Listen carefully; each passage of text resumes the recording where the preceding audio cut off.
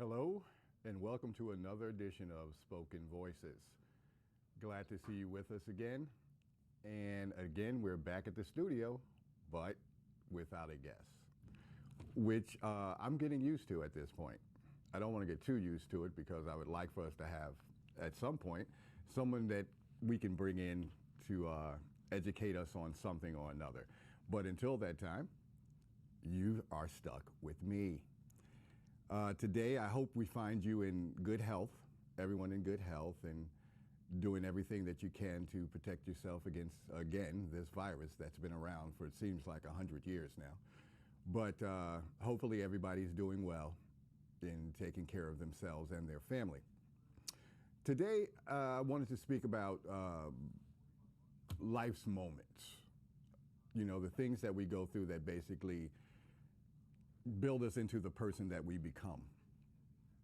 And I say this because I was speaking to someone in my condo area that we have up in Southbury, and met her yesterday, and we were talking about each other and getting to know one another and those things. And today, me and my wife went by to see her. One of the things we were talking about, and I'm going back to this again, last episode I told you about the mask wearing thing and whatnot, but it's funny, we were talking about it yesterday, and she told me when I saw her today that she was going to the market. She had gone to the market, and she didn't say anything to anybody. I think she said that she was passing by somebody who wasn't wearing a mask, and she put her mask on, and that kind of triggered a reaction from the person who wasn't wearing their mask. And it got, apparently it got really crazy. And this is an older woman, and the sweetest person you will ever want to meet. But the lady who she was still interacting with was almost losing her mind, like her head, her hair was on fire. So she told me that she's like backing away from this woman, and this woman won't stop. So the manager came out and so forth and had to deal with it. Again, I can't emphasize this enough. If you believe that wearing a mask and protecting your fellow human being is something that goes against your rights and everything else, you need to probably start rethinking that, because it's not wearing it, no one's forcing you to wear it. You're not under, house arrest if you don't wear it. It's just a common courtesy in these weird times that we're dealing with, and again, life's moments. We have to start, just being better at what we do. I am a retired correction officer, and while I was doing my job, and let me tell you something, I got to tell you this about correction officers, though. I think there's a misconception about us because of the movies that we see, and the lockup that used to be on CNN, I think, and the other shows that tend to portray us as these guys who basically have a job that probably should be locked up with the other inmates because we're corrupt. We take things from people, we treat people badly, and that's not the case. And I think we don't get the ink that other law enforcement agencies get, because it's almost like an unknown. Being a CO is basically almost being in a different world once those doors close behind you, and we have to do our thing in our facility. And I say this, and I say all that to say this. I had to basically change my personality when I went to work. I'd wake up in the morning and I'm Nathaniel. I do the things that I have to do around the house. I work second shift, which is 4 to 12. So I would do everything I needed to do with my kids and everything. And then at about 2:30, my personality had to change, because I was going into an environment that was basically deadly for the most part. You go to work and you figure that you don't know whether you're coming home or not at the end of the day, because it's a hazardous duty job, as they say.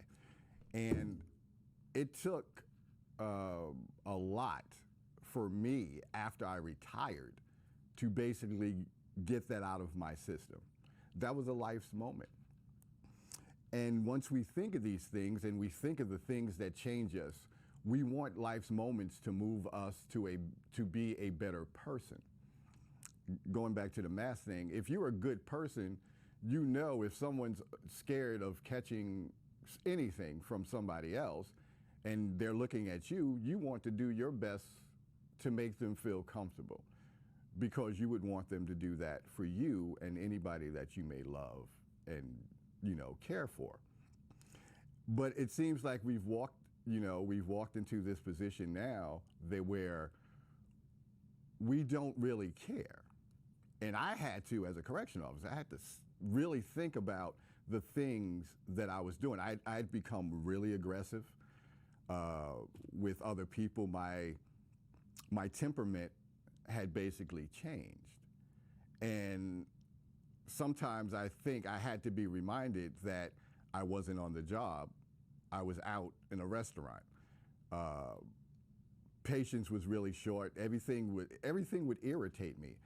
And that was because I had to adapt to another world when I went to work. And it took a long time for me to get out of that.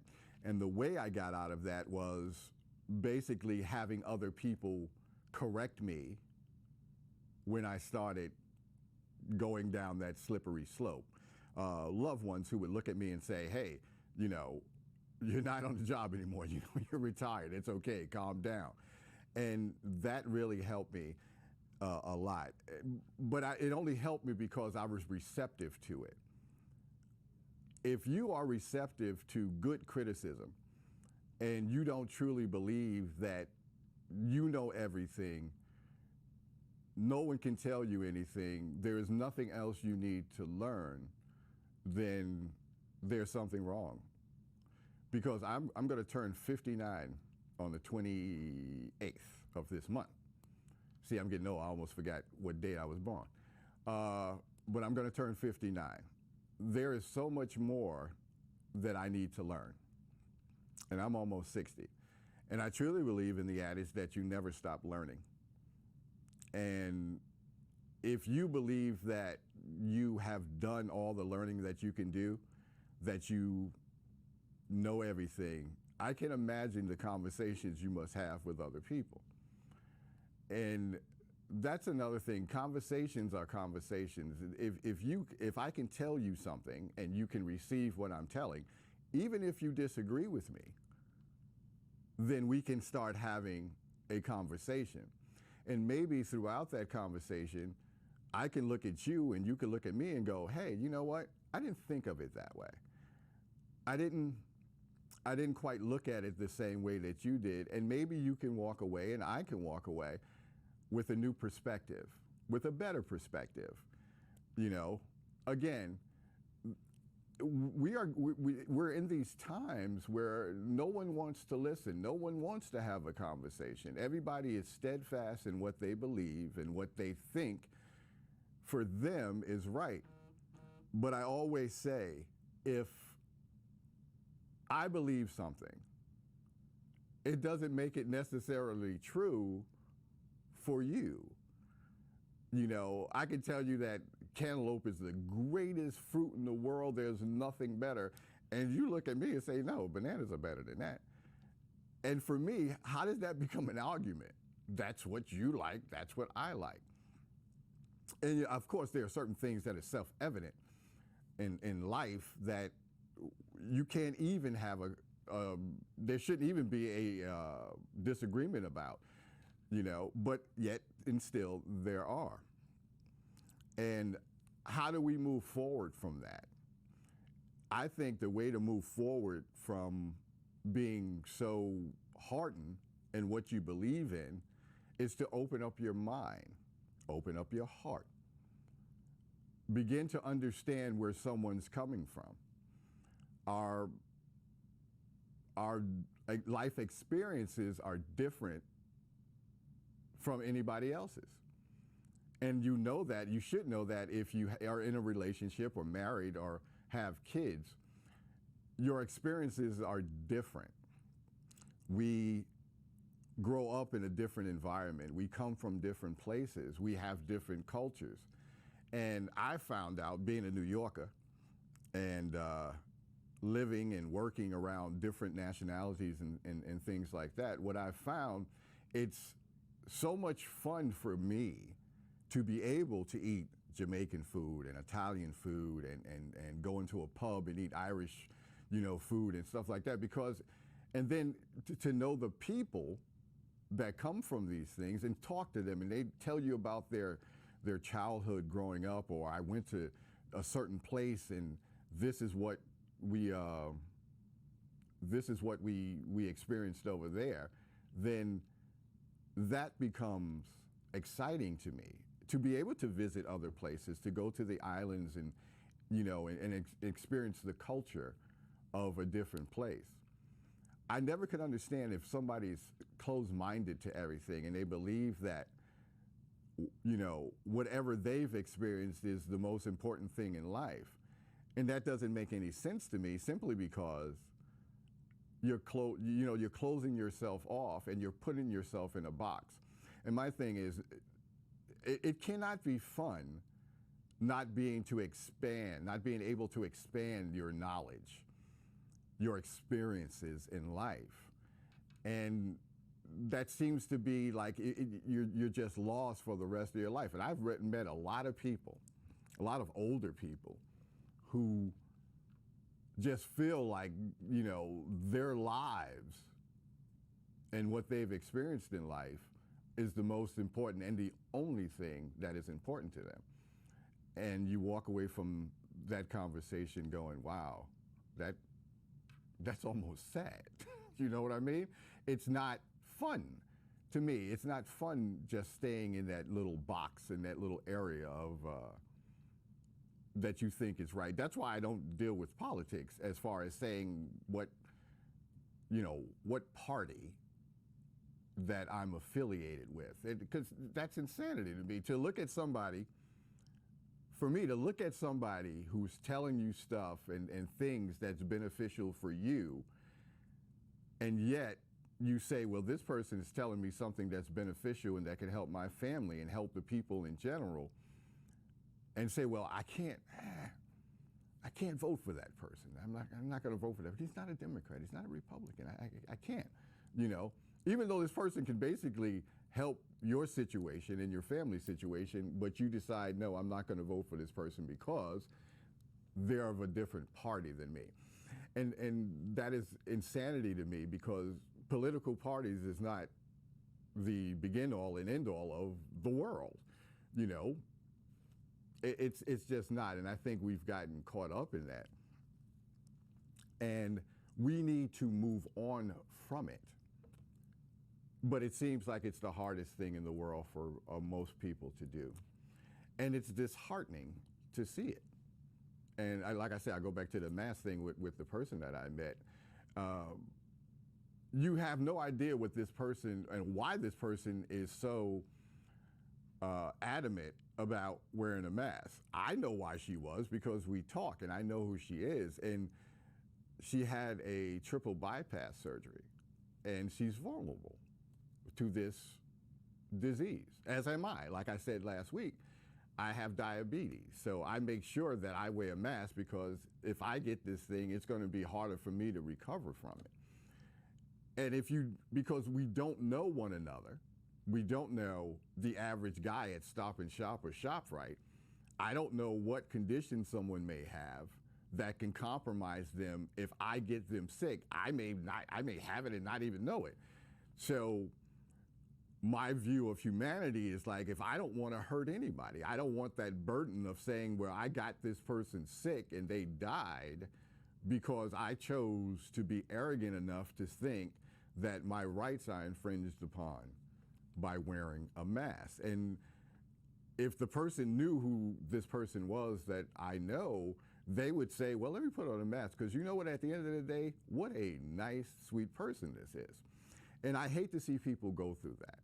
I hate to see people have to feel like I've got to get outside of my personality to basically get somebody to understand what I'm trying to say. And sometimes, like my father used to say, it's like talking to a rock. You know, you're not going to get the response that you want, so the best thing to do is basically move on from it. And I guess that's the best way to move on, is to say, this person is not listening and this is going nowhere, so let me just walk away from the situation. And our expectations of each other. What are our expectation of our fellow man? What do we expect from them? It seems like we expect everybody to believe what we believe, that there is no common ground. You know, if I believe that, like I said before, if I believe something in my heart and soul that is good for me, I tend to want that to be what's good for everybody. But it's not. Everybody has their own, you know, sense of what makes them happy. And we need to appreciate that. We need to respect that most of all. And then we have to ask ourselves, who are we as a people? Who are we? What are we, and how do we become better at who we are? We do this show every week, every other week. And our purpose, my wife's purpose, who is the producer of this show, and she told me this from the very beginning, is to bring positivity to whoever is watching this, to bring to light certain things that is important in life, like the doctor that was on with the talking about the autistic children. That should be something that is interesting and also a concern for everyone. And it's important for her to have me come out here every week and express things that she believes is important. And I hope that we accomplish that thing as we go along. We care about our community. And going back to me being a correction officer, I used to have 3 days off and worked 5. And out of one of those 3 days off, I used to go and talk to the children, the kids that was in the high school in Bridgeport. So Hardin High, and I forgot the other ones. But I didn't get paid for it. It was my day off, but I thought it was necessary for me to do it, because as I worked, I saw more and more kids coming in to Bridgeport Correctional Facility. I saw these kids, and I'm wondering, why are these children coming in droves now? So we'd go to the high school, and I would go with 3 or 4 other officers. My approach to it was I had to be able to touch these children in a way that when I'm talking to them, they really listen to what I was saying. I had to make sure that what I was saying was interesting, but also I had to know how to talk to them. My lieutenant used to come with us, and sometimes she used to be almost astonished and upset by the things I said, because some of the things I would tell them, it would get really salty, and I would use profanity because I'd see somebody not listening and just finessing us off and not paying attention to what I was saying. And at the end of the day, and the conversation was over, the kids that looked at me and I was being totally honest and real with them, they would come up to me afterwards and talk to me and ask me 1,000,001 questions about the job. What can they do to maybe when they graduate get a job like that, or police or firemen or whatever. And I found that so gratifying to me that they did not mistake my honesty, my truthfulness with them as being phony. Because we can't be phony. We can't be uh, we can't blow smoke on people's you know what and expect to be taken seriously. So when I talk to anyone, when I have a conversation with anybody, I want them to see the sincerity that is who I am. Because I always laugh with my wife. I tell her, I don't have any reason not to tell you the truth. The only reason I would not tell somebody the truth was because I'm scared of something or scared of them, which is very rare. The only person I'm was scared of was my father, in a good way, and a healthy fear, of course, of God. But we have to be honest. Having honest conversations, you know, I think breaks the ice with any kind of argument you may have. Again, to go back to the mask, you have an honest conversation with somebody about a mask without the yelling, screaming, and acting like you're losing your mind. A person will start to listen to you. You know, they will start to say, well, that makes a little sense to me. Yeah, that's, you know, you're not coming at me. Because if you ever notice someone getting really irate about something, but if your demeanor is calm, if your demeanor is cool, it de-escalates the situation. And that's what we have to do constantly, and not only with people on the street, it's with family members too. And the worst arguments, of course, we can ever have is probably with somebody that we love.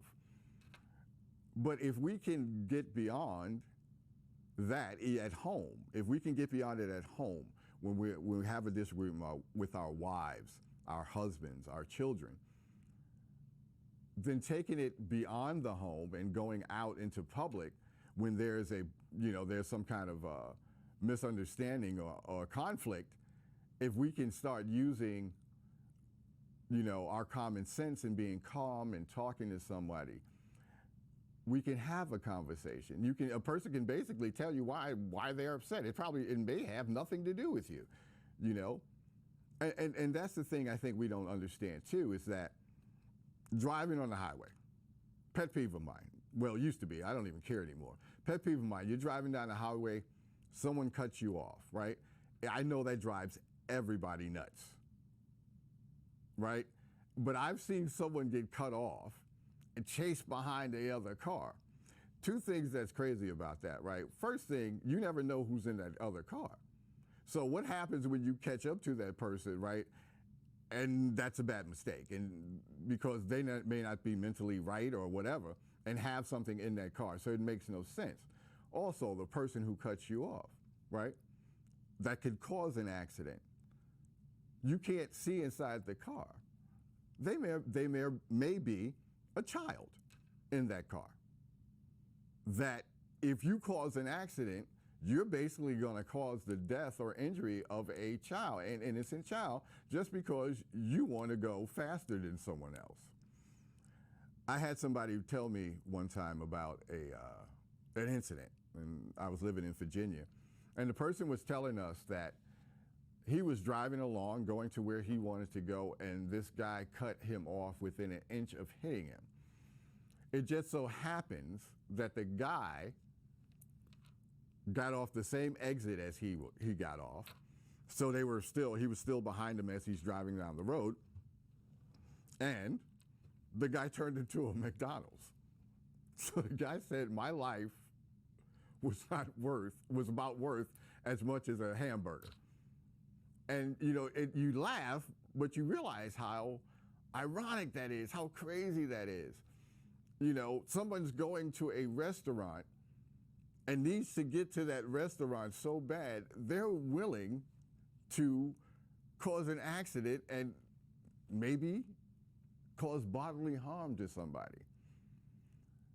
We need to step back. We need to stop and think about what we're doing.